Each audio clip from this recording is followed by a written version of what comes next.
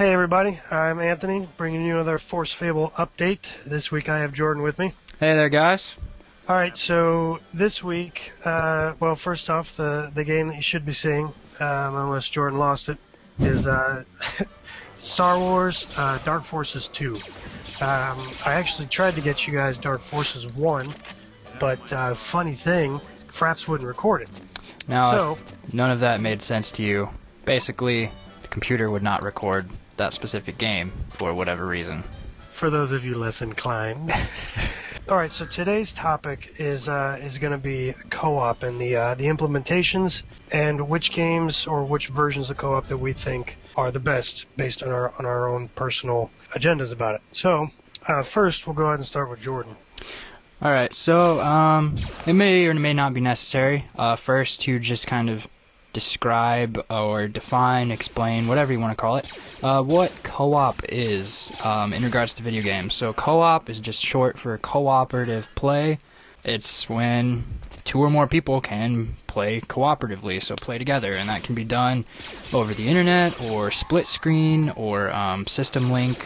Basically, you're just playing with other people. So now, with that description of co-op, let's start to talk about a couple of the different kinds of co-op that there are. One of the most common today, especially, is considered drop-in, drop-out co-op, which is basically at any time during gameplay. Say someone in the same living room as you or someone online can decide to join your game either by hitting a button on the controller or you giving them an invite, and they will seamlessly just take control of that other sidekick character, and then you guys can work together to beat the level.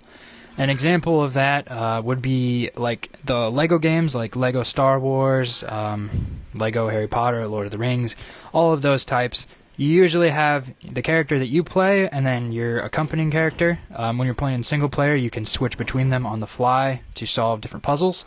And then usually you can have a friend hop in and play the other character, so you're each playing one of the characters. And then there's another type of co-op where your friends can kind of bring in their own characters, and they're not necessarily part of your game to begin with. Anthony, do you want to explain that one a little bit?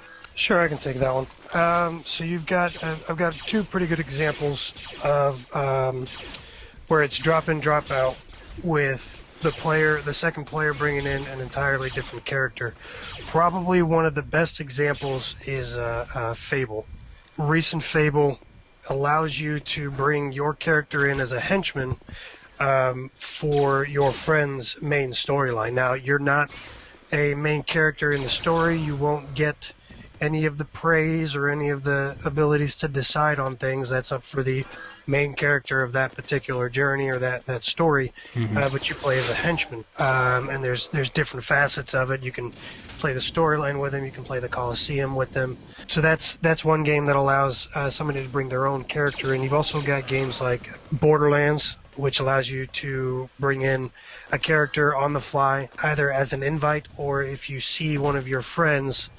When you start up your game, if you see that one of your friends is online and they're in a particular area that you're also in, you want to play together, you can just click on the name and join game automatically, and it takes the character you had pre-selected and it puts it in the other person's game. Now, you've also got, aside from drop in, drop out, you've got what is probably a lot more familiar to people, and that's starting a co-op game through a game lobby. So in Halo, it's matchmaking, and it starts. The single player game lobby starts off the same as a multiplayer game lobby. It's selecting the level or voting on the level or whatever. Then there's a countdown and everything starts. Some good examples of where you prep things before everybody embarks on their co-op mission. You've got Dead Space 3, Left 4 Dead 2, which I know Left 4 Dead 2 is also considered a drop-in, drop-out, because you can drop in, drop out, but you can also start with a full party in a matchmaking lobby.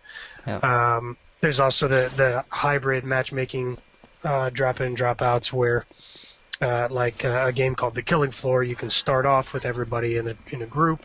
Then as you're playing the game, people leave, other people can enter, and then it acts like a normal, online server. Mm. And a lot of games work that way with this kind of game type that's just become wildly popular over the last few years, called Horde Mode or Firefight or Wave Mode. Whatever game it is, it's all the same thing. You're basically fighting with other players against waves of enemies. So like Gears of War kind of brought that into like the mainstream, I guess, with their actual, it's called Horde Mode. There's lots of games like that. Like Left 4 Dead kind of incorporates that into its area progression. You kind of go to an area, fight a wave of zombies, go to another area, fight another wave of zombies, and so on. And that's sort of like, you can set up your game in lobby, and then, say you have 2 players in your game, and you can have up to 4. If people are searching for games and they see yours, they can join yours if they wish. You've also got games that have the entire purpose of the game is wave after wave of bad guys. You've got games like God Mode, which we actually have a video of a couple of us playing God Mode. And then you've also got Warframe, which is essentially a wave by wave, only you kind of control the area you're going to, but similar fashion as Left 4 Dead 2. You've got Killing Floor. Those, and we all have we have videos of all of those, so those will be up on the screen right now, and you guys can just go ahead and click those if you want to see, what those games look like. They all run on fairly similar mechanics, though. Yeah, it's basically there's usually Borderlands 2 also had their own form of wave mode with Mad Moxie's, what is it? Underdome Riot. Thank you. Yes, Mad Moxie's Underdome Riot. So much. I hated it. Yeah, I hated it because it was impossible to fucking beat. Yeah, there's a lot of things. What makes co-op whether you're playing Horde, you're playing the single player, is that each one of the characters that are being played, whether it's two characters playing or up to 4 characters playing, is there really should be a particular thing that each character does. And it's not the best example that I have, other than Borderlands and Borderlands 2, which those are distinctly, very class-based. However many different, yes, very, very, very class-based, is Dead Island. And I'm not a huge fan of Dead Island. I don't like it that much. Yeah. Mainly because I don't understand how a thick butcher knife could magically break after like 15 hits. Yeah. I don't understand that, but a huge tire wrench, that breaks tire too. wrench just gets all bent out of shape because you hit it against soft, mushy zombies. I don't understand that part. But anyway, that's beside the point, an entirely different topic.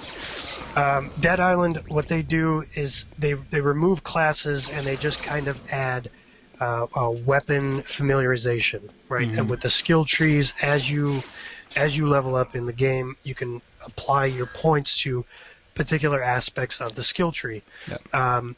What that invites later on then is, let's say I wanted to play as the gangster rapper, and I want to, I'm a huge melee, dual or two-handed based weapons are my particular favorites, so on and so forth. But I'm finding it really difficult to go up against huge hordes because I usually get overrun because I'm a melee. Yeah. A good complement to that is somebody either playing as the throwing weapons guy, or you've got the gun specialist or the knife expert. The gun specialist. Well, see, the knife expert and the heavy melee guy, probably not a good combination. Yeah. But it's just it's that ability to be able to select one thing that complements another. I'm actually glad that you brought up this whole class-based thing, because again, Borderlands, favorite game of mine. I could honestly talk about it all day. But one of the things that game does really well is not only are each of the classes like fundamentally different from the other ones, that each character has 3 skill trees you can build down. Each skill tree has at least 2 skills that fundamentally change how that character plays. So theoretically, you have 6 character classes that are each very different from one another. Those 6 character classes, say you're playing a game as Axton, for example, the guy with the turret, and you're playing with 3 other Axtons. You guys could all be quite different from each other, just depending on how you spec And so that brings in like so many more possibilities of, you know, how you can play off one another's strengths and weaknesses. And say you have a Siren character who can heal from across the battlefield, you have an Axton character who can throw his turret all the way down, or he has a shield around his turret, things like that.